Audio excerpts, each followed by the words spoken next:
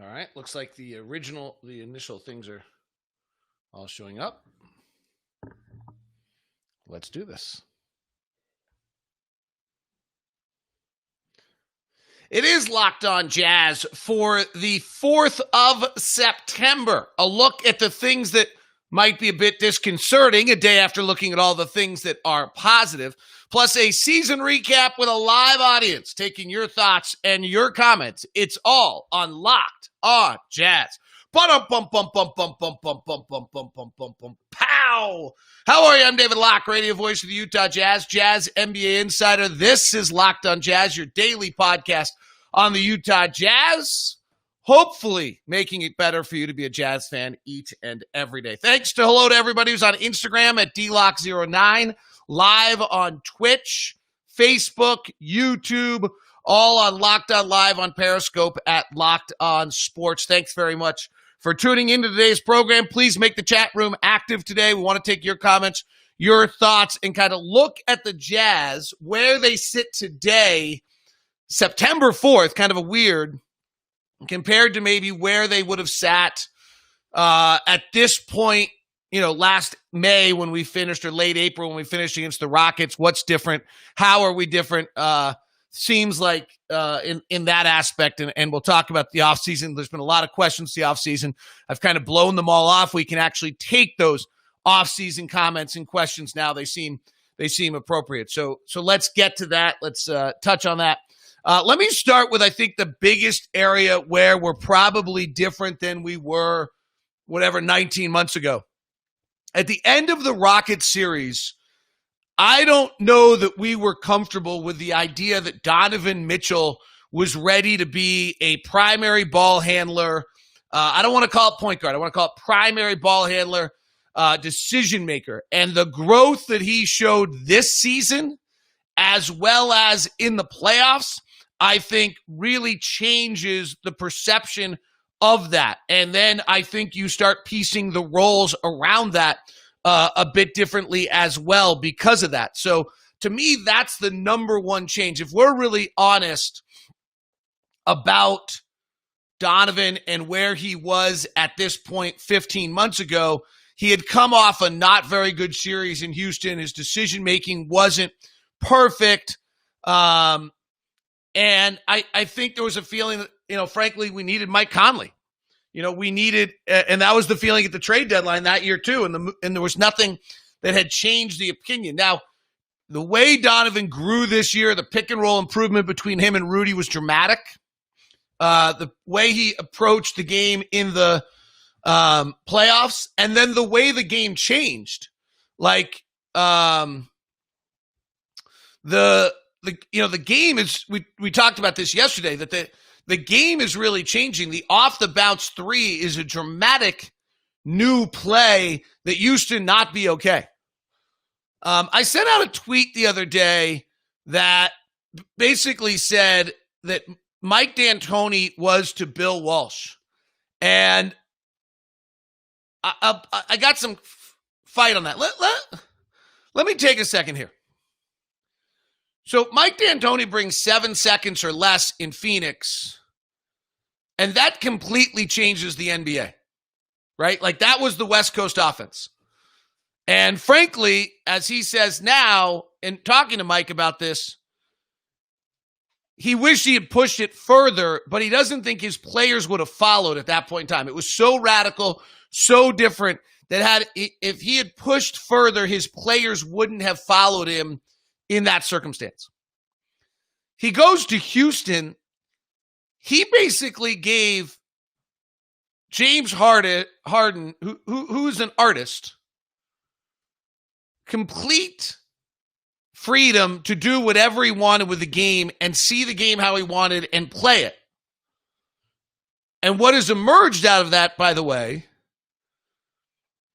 is James Harden's off-the-bounce three, which has changed the game.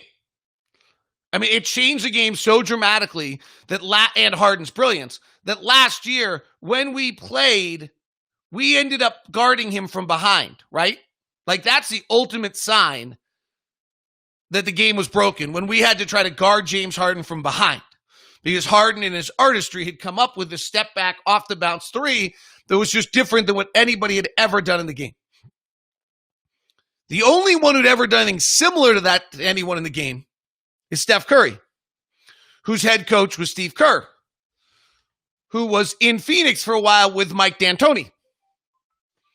And so when you suddenly look at the impact that those two men have had on the game, the point guard, I bring this up on purpose, the point guard from Mike D'Antoni, Steve Nash, makes the Steve Nash hire make some sense. It's a little bit of a side note, but that's where we're going with the game. This unbelievable freedom, the game stretched, and Donovan matches that. And in turn, your ball handler is different than it once was. Not to mention, I think Mike is different than what we thought he was. Or at least what I thought he was. I'll speak for myself. I thought Mike was much more of a traditional distribute point guard. He's a scorer. I actually think some of this evolution might help Mike. I think we might see Mike really work on his game into some of these new aspects of an off-the-bounce three. Frankly, Joe's pretty good at it at 6'7", coming off the pick too. So I think we'll see that evolve. The game is changing. We talked about it yesterday. The off-the-bounce three is ever so more important. Defending the rim is ever more important. And the reason the off-the-bounce three is so important is that everyone's taking away the rim. And so that's how those two go. The concern when I look at us going forward, if I just want to stay on the theme of, I probably have two themes that have me a little concerned. Mike Conley and Joe Ingles aging. Aging in the NBA is not progressive. We all talk about it like it is. It's not. What happens is you go from being viable to unviable in like a blink of an eye. Joe was born in 1987. This October, before we play another game, he'll turn 33. That's old. The argument that Joe will age well because he doesn't use athleticism, I actually believe the exact opposite. I believe Carlos Boozer would be a good example of this. Players who are not physically gifted age worse because they go from being viable to unviable athletically like that. So I get nervous on that. Mike Conley, 9 days later, will turn 33. Okay? Like, you're on the wrong side of it at that point. Does that mean that? No, just concern, right? They're both getting old. The other one I would say is length and size. So Mike's 6'1", Donovan 6'1", Joe's 6'7", nice. Bojan 6'8", Royce is 6'4", and then maybe it was just not having Bojan. But when we went from 6'8" to 6'4", as much as Royce is physical and strong and does a lot of things, we got small. Rajon Tucker, I think, is small also. Mia Oni is, I'll be curious to see on the Rajon Tucker 6'5", and the Mia Oni 6'5", and the Jarrell Brantley 6'5". Interestingly, all three are at 6'5", whether those hold when they do measurements next time. Brantley probably holds. He seems like he's bigger than 6'5". Oni, maybe, is actually 6'5". Tucker, it doesn't feel to me like he's 6'5", but boy, is he strong. But it doesn't feel like we're length, right? Defensive length, because more and more and more, Rudy's going to be brought out on the floor.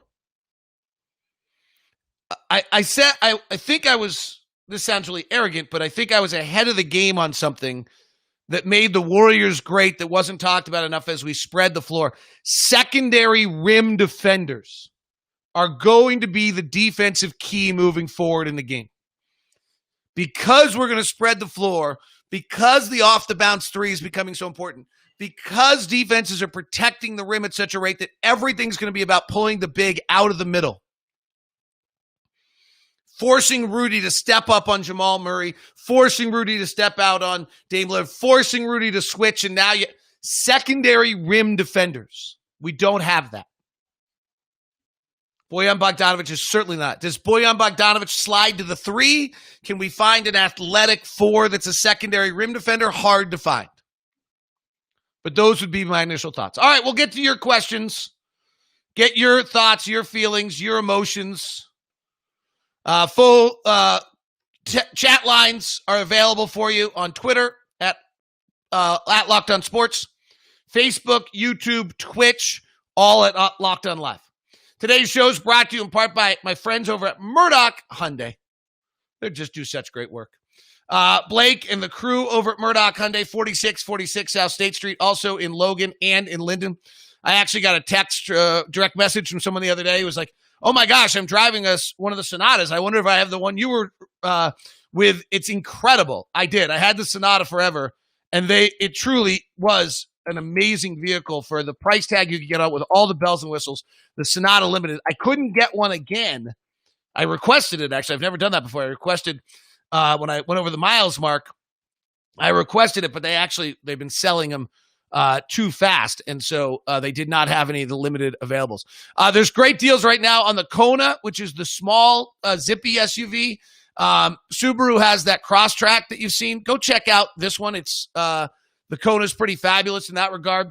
And then also go check out while you're at it the Palisade, because things are rolling at the Palisade. That is a hot car. Today's show is also brought to you by Built Bar.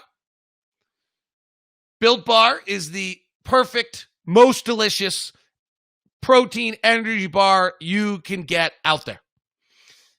Great taste, super macros, and great pricing. They actually have 2 disc promos going on right now. You can use Locked On to get your $10 off, or they actually have a discount because it's their birthday. And if you go to BuiltBar.com, you can use that. Unfortunately, you cannot stack your promo codes, so just decide whichever one you want to use the most. I prefer to use Locked On because we get credit for it, but it's their second birthday, so 22% off. So if the $10 discount is less than 22% off, then make sure you go use that one. You're smart. You can figure that out. Check it out. Built Bar's got, you know what? Here's the best one. Compare Built Bar to the leading men's bar in the macro. The Mint Brownie Bar, 130 calories, 17 grams of protein, 4 grams of sugar. You compare that to the leading bar out there, and you are dealing with like 1/4 the calories, 1/7. I'm making these numbers up, but it's close. 1/7 of the sugar. It's all in the right direction. Go check it out. BuiltBar.com. Promo code Locked On or 22% off, whichever is better for you. That expires today. That birthday offer at 22% off expires today. You can build your own all 18 flavors. You can build a bundle of 6 flavors. You can do it all. It's all there for you at BuiltBar.com. All right, let's get to your questions. Somebody asked about the broadcast.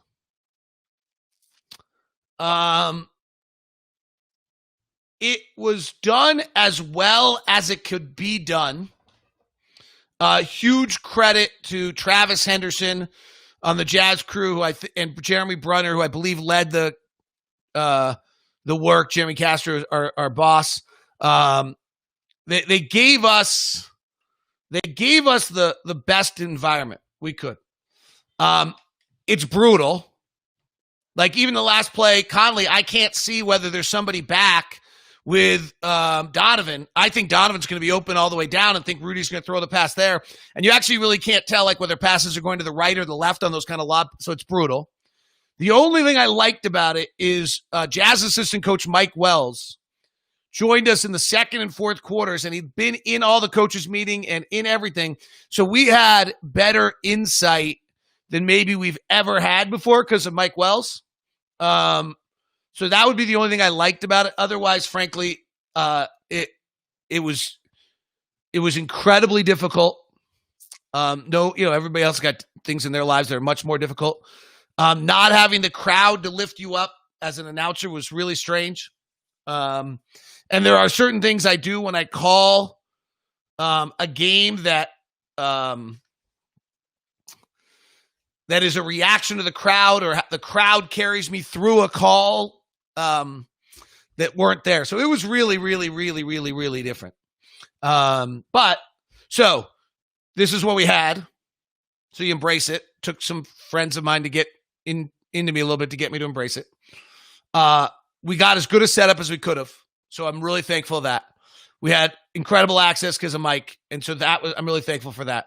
And then just calling it, it's really hard. So I don't know how it sounded. I know the NBA did an incredible job. So, anyway, thanks for the question, Miles. I know, let's get to some more phone calls. It's like old school. Spencer, seems like great defenses have two rim defenders. Hey, could the Jazz find a way to maintain shooting but add a second rim defender?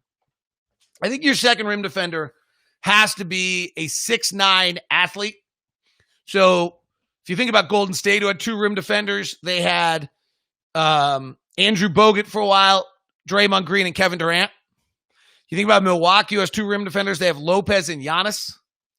So I think the second rim defender has to be your small forward or power forward who's 6'8", 6'9", really is an incredible athlete and can make those kind of plays. And that's how you get your secondary rim defender to alter shots at the rim when they bring your big out.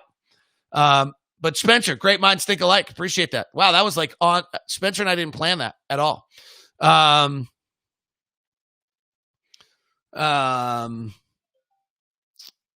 Let's go to the big question everybody wants to know. Do you think Bojan would have had a different result? When the offense scuffled, Bojan would have been helpful. Bojan was one of the few guys who could go back to the basket and power into the post. I don't know who he'd do that on. Maybe if he got a mismatch on Morris or Murray or someone like that. His shooting's obviously elite.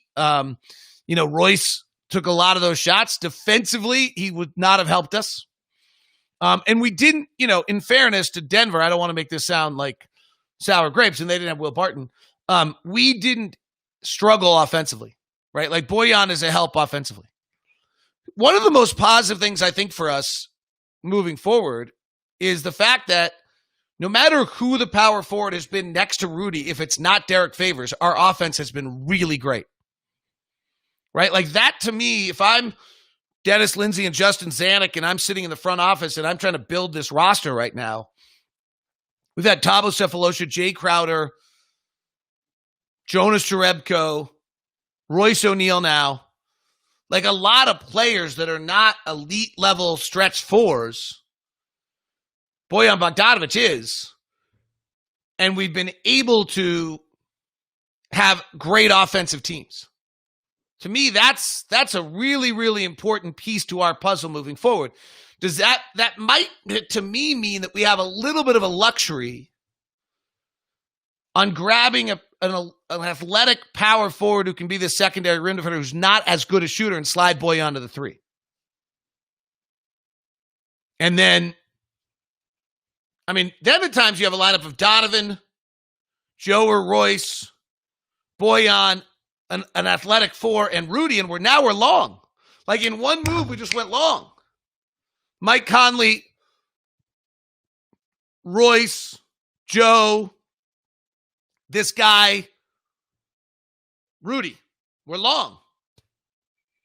The lineup I'm intrigued by, I have no basis of whether or not it has any validity, is whether Jarrell Brantley can play a point center on a second unit.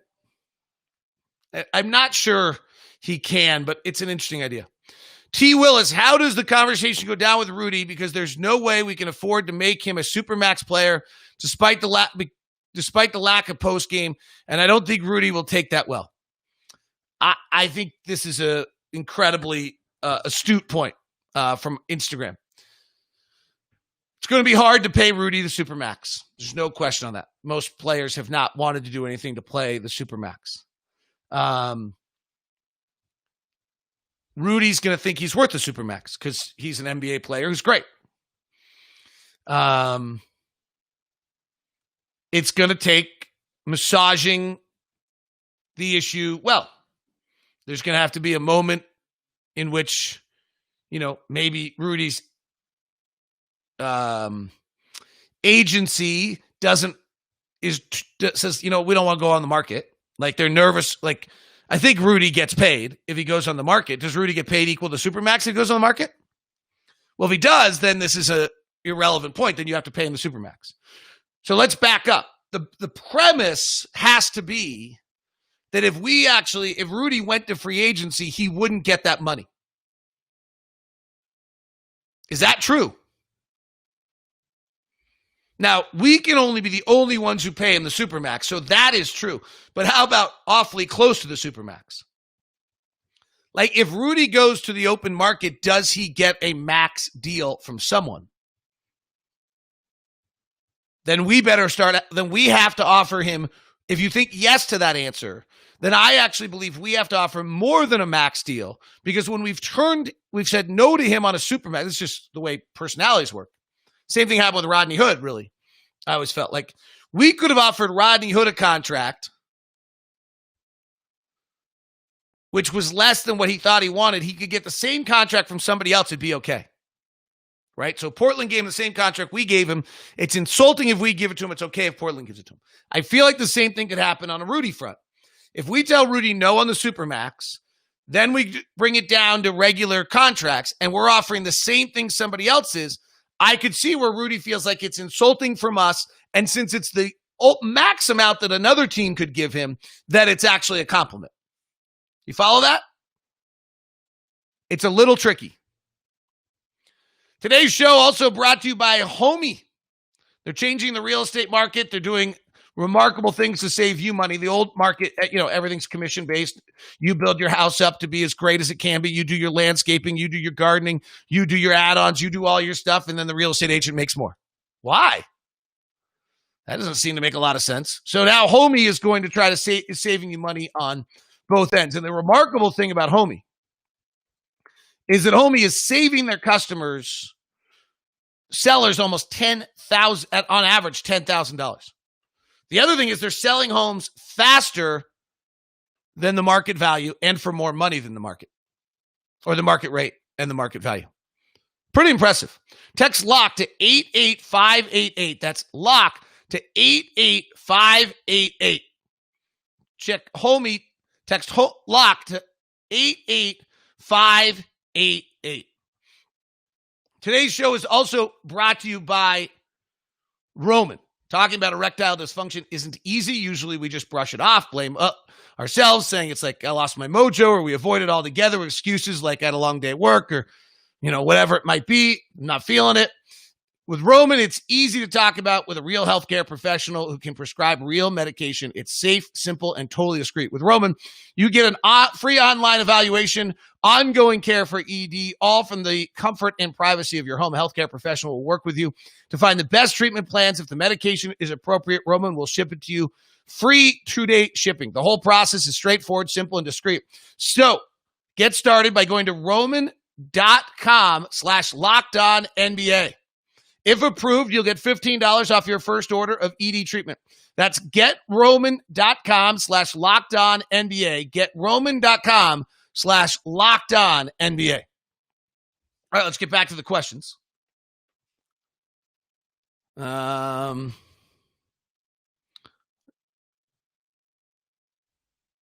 This is our fantasy land.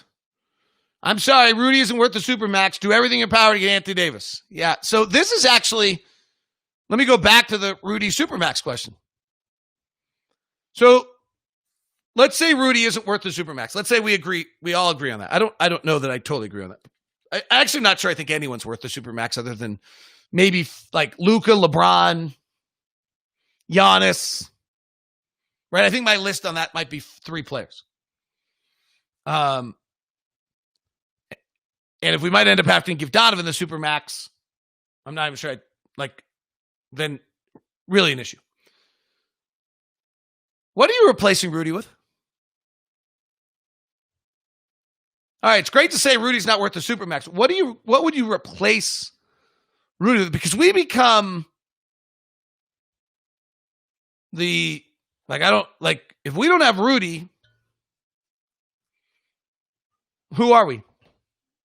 We're bad. Right? You lose your one or two best players, you're bad. That's usually the way it works. That's what makes Donovan's replacement of Gordon so special. It didn't happen. But that's usually how it works. So unless you've got back to the conversation of Supermax and how do you have this conversation, it's really complicated. Because, Rudy might not be worth the Supermax. Then you bring him down to the regular max and he gets that same offer as somebody else and he thinks, well, that's better because they gave me the max of what they could and the Jazz didn't. And so now you have a chance of losing him. Woo! Now what happens?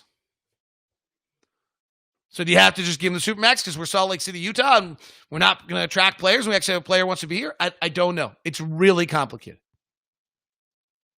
Philip Malone, who's one of our favorites, do we think that you could look at Donovan to be improved defensively? Donovan needs to get better defensively, but if you're going to ask him to have a usage rate of 30, you're not going to get a lot out of him defensively in the NBA. But Donovan did some things well. Do you think Rudy would stay if we give Donovan the big contract and we can give Clarkson a deal to make him stay? So Rudy's not a free agent. Rudy's just Supermax eligible. So it's not like Rudy doesn't have a decision right now to make whether he's going to stay or leave. So maybe the other part of this is that you're offering Rudy money at a time when nobody else can offer money. So maybe you can come to an extension number that feels good, that feels appropriately compensated, and that's money he can't get anywhere else, and so he has no risk. Right? I mean, it's just, there's a lot of pieces to it. So it's not as though Rudy could leave right now. Question on Instagram just came in. Can we get Favors back? We can. He's a free agent. The reality is, if you're going to start paying your... All right, there's two realities here. One is that centers in the NBA don't make money. Where the market's gone, the backup center in the NBA is like $1 million position. So we have Ed Davis already on the books for next year. We got to deal with that. See if there was something physically wrong with him or if he can bounce back in some way. Or if it just time has bit him. But he had a tough year. So the next part of this is, can you get Favors back? You can. I actually think if Favors, this sounds crazy because Derek's good. So one is, Favors is really going to come back and just be Rudy's backup center for 14 minutes a night. I love Derek. I'd love to have Derek back. He's one of my favorite guys. I don't get it, actually. I'm going to be totally honest. I don't get it. So is he going to come back just to play 16 minutes a night behind Rudy? Because we've actually proven that we're a better team. We Derek and Rudy together, we couldn't score. We were great defensively, but we couldn't score. So if you're bringing Derek back, you're really bringing him back to be, so there's some unique lineups, for the most part, to play 16 minutes a night as a backup center to Rudy. And then that position in the NBA right now is $1 million a year position. So, if you check all those boxes, he'd be the best backup center in the NBA, and I guess at times you could play him a little bit more and you try to get him a few more minutes. You play some where we play two bigs, I guess. But we've done that, and we struggled with it. I'm not sure why we want to go back to that. And the game's certainly not going in that direction. Unless, here's the wild card. I don't know if Derek can guard out on the floor. People are going to stretch him out. We always had that problem. But, if a game's really just going to become an off-the-bounce 3 game, maybe you have that second big on the floor. I don't know. But I think the game's a stretched out drive, penetrate, kick, and now your big has to close on closeouts.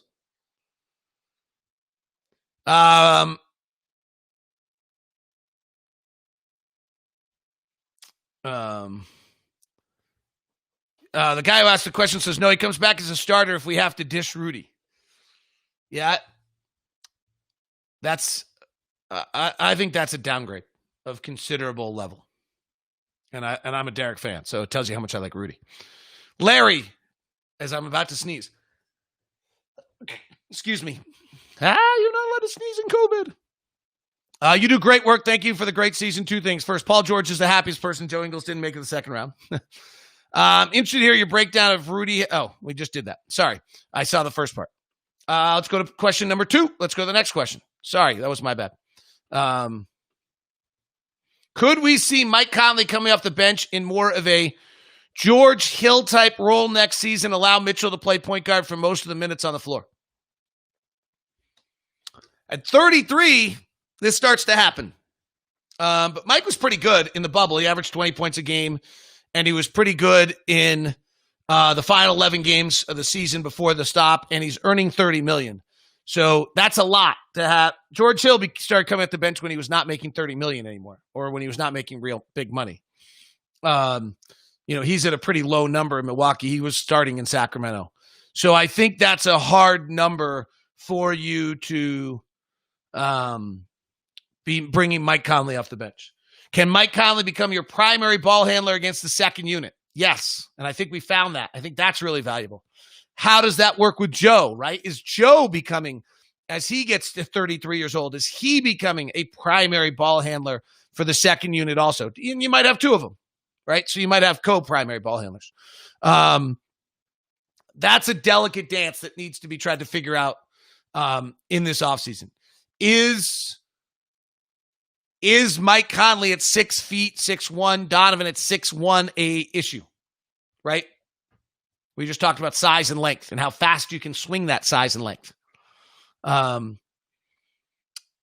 Is Joe's kind of different style as a small forward a problem in any way that you really need him to play backup point guard because then you have better length and athleticism at your 3 or your 4?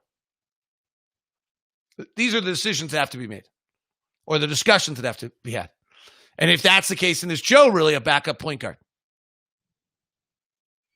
So I think that's,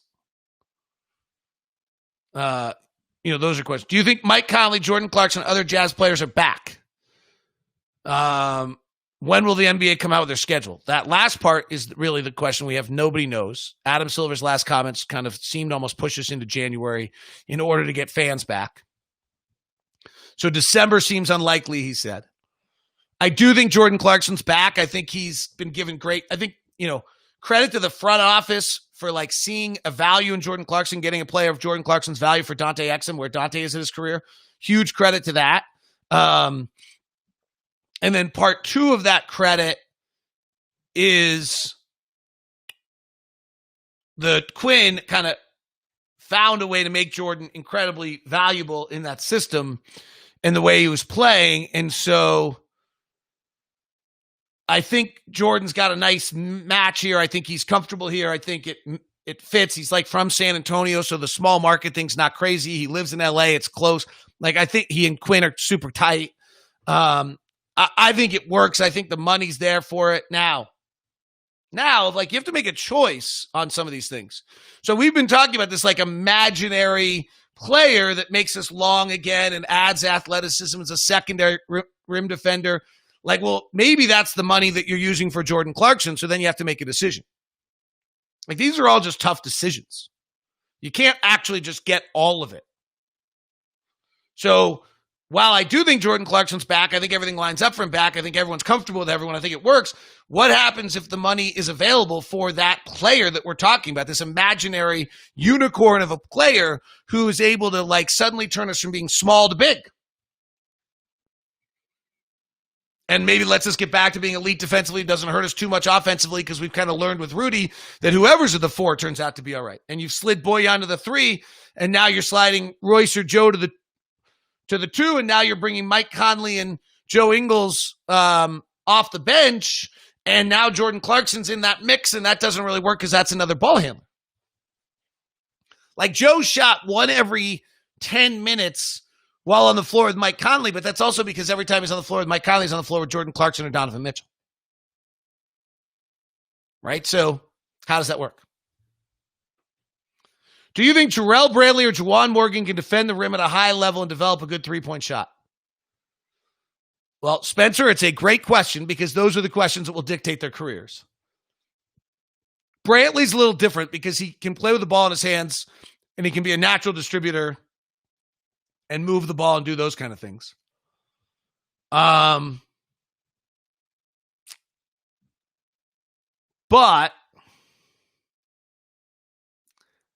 an adequate three-point shot is 33%.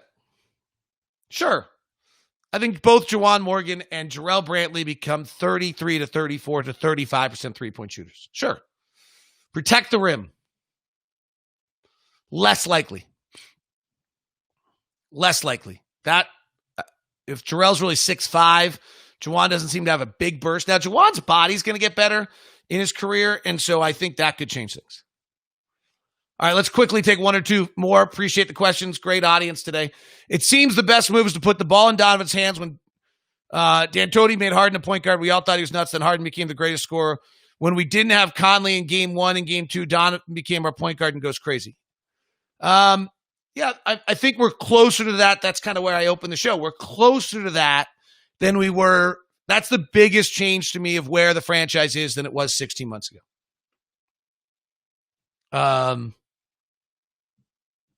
That would be my thought. Is that's the biggest area of where we would be. I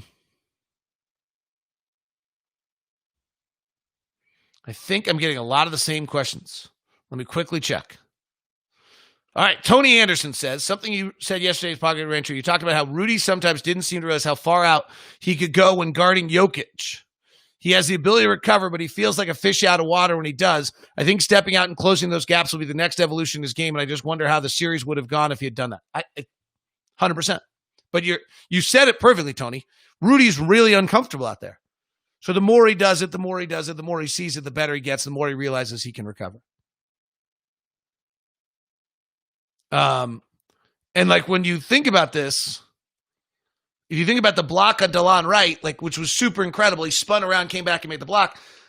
It's pretty similar to the play where Steph Curry spun him around, stepped back, hit the three, and everyone made fun of him for 2 years.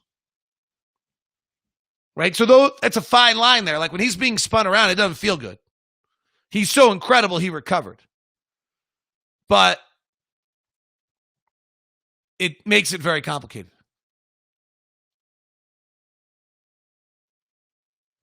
All right. Philip Malone wants to know about Aaron Baines because he's from Australia. But yeah, I mean, he's a stretch 5 who's big. If he's willing to play backup, he's for $1 million. I'm all for it. I just fundamentally don't believe in paying your backup center when you're paying for a center. Like that's the way the economic. You can't pay for everything. Like at some point, you've got to have minimum players on the floor. Now, maybe we're going to go look at all the guys who end up making the NBA Finals and at the end and look and say, well, they're not doing that. And then we have to I'll have to reevaluate that thought. What is the position the Jazz biggest need draft time? When you're drafting 23, I don't think you're looking position, but I think I might side athletically over skills. And we often decide because of our system. And this is interesting, right? Like this is kind of who we are. We usually go skills over athleticism because then they can fit into our system. Maybe we go athleticism over skill and hope we can teach the skill. It's harder to do. You can't. It's hard. At 23, you're not getting somebody who's both. All right, that is Locked on Jazz today. Thanks very much on the Twitch, Facebook, YouTube, Periscope end of things. The interaction between you guys was great today. I love the fact you guys are all talking to each other. On Instagram, you're awesome too. Appreciate your time. Thanks for jumping in and being a part of it. This is Locked on Jazz, part of the Locked on Podcast Network. Friday edition of Locked on NBA is Anthony Adam. I do want to tell you, we have a brand new Locked on NFL show that debuts today. We're going to use the local experts of the Locked On Podcast Network, a big-time, brand-new Locked On NFL show. And if you're an NFL fan, Peacock and Williamson are moving over to their own feed and their own channel and their own show. Still part of Locked On, but an exciting day for Locked On, so make sure you grab both those. Thanks very much for tuning in. It is Locked On Jazz, part of the Locked On Podcast Network. Have a great day. Bye, Instagram. Bye, people.